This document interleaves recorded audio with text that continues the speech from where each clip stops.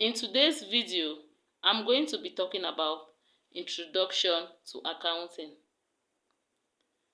Accounting is the language of all businesses, which therefore means that accounting is a process of identifying financial transactions,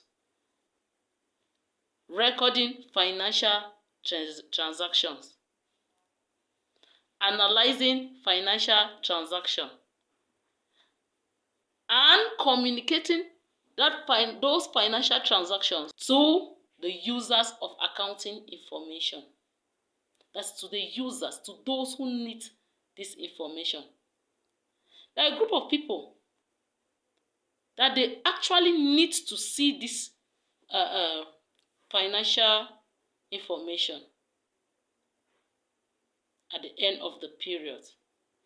They are divided into two. You have the internal users and you have the external users. I'm just going to elaborate some few users here. The first is the investors. The investors, they are external users. They need to know if the business is making a profit or a loss. So much so that they'll be aware that where we want to put our money, is going to give them returns. Is this business making a profit? Are we so sure that if we invest in this company, we are going to make a profit? So the investors need to know. Then you also have the state. Here the state comes in to see if the businesses are preparing their financial statement in accordance with the principles and concepts. And after looking into it, they are also going to know if the profit is actually the profit that they can now charge them for their tax. Then you also have the regulatory agencies, that is the auditors. Auditors also need this financial result. They also need this accounting information. They need to come in to see if the business, the accountant is actually being truthful to what he or she is doing. Are their records straight? Are they playing with figures? Or are they committing genuine errors so as to correct them, so as to alert the business owners on the right person to employ? You also have the employees. Employees, of course, they are the internal users. This group of users, they need to know if their salaries are guaranteed so that they can plan. They have to also plan for their future. So they need to know whether this company we are working for, would they be able to pay us our salaries? You have the business owners as well. They need to know if where they have put in their money as capital, is it giving them profit? Or they have just stocked their money and the money is instead decreasing. They need to also be able to also talk to the management so that they can step up their game in maximizing profit. Remember, the aim of all businesses is to maximize profit. You have creditors.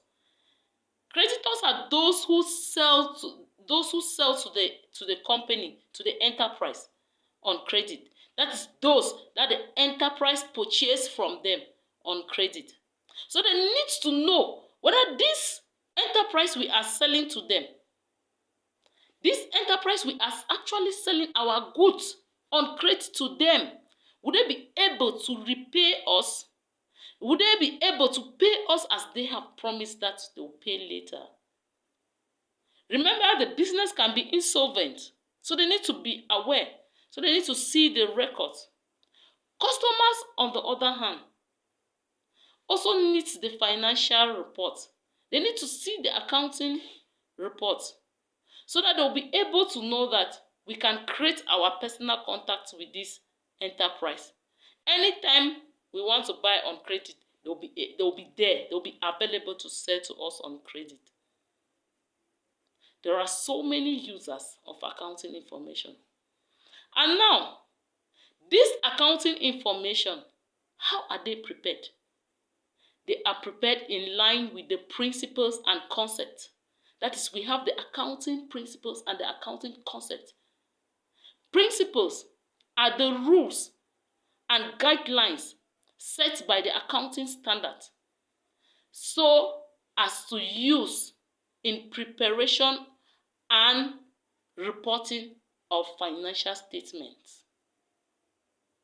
You also have the concepts.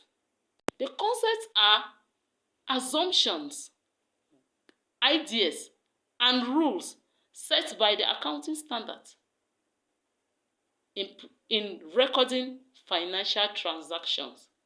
I'm not going to talk much on these concepts and principles because in my next video, I'm going to be talking much more. I'm going to elaborate how these concepts and principles are used in the preparation of financial statements.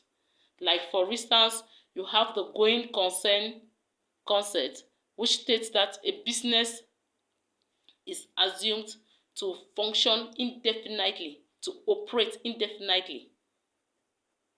Which, in other words, it means the financial statements of last year should be able to link with the financial statement of this year. And the financial statements of this year should be linked with the financial statement of the next year. Just like that. Thank you for watching my video. And please don't forget to subscribe. Thank you. And if you find this video interesting, please do like and comment. Thank you. I love you.